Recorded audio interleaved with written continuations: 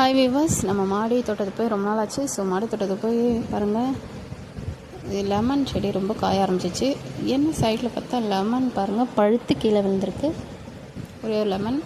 எனக்கு கொஞ்சம் முடியல, நான் போகிறதில்ல. இனிமேல் கொஞ்சம் பார்க்கலாம் செட் ஆனால். ஒரு லெமன், அப்புறம் கொஞ்சம் துளசி பறிச்சிருக்கேன், கொஞ்சம் கஷாயம் போடலான்னு.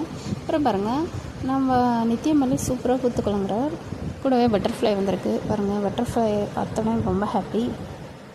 பூக்களில் உட்காந்து தேன் உரிகிறாரு. இதெல்லாம் பார்த்துட்டு அப்படியே கீழே இறங்கி கஷாயம் போட்டுட்டாங்க.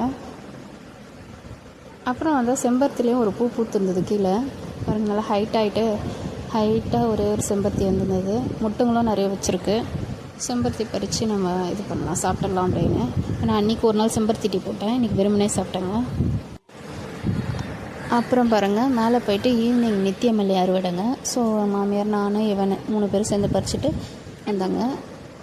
எவ்வளோ அறுவடைனா 3/4 முழம் கிட்ட வந்துச்சுங்க. வீடியோ பிடிச்சிருந்தால் லைக் பண்ணுங்கள், ஷேர் பண்ணுங்கள், சப்ஸ்கிரைப் பண்ணுங்கள்.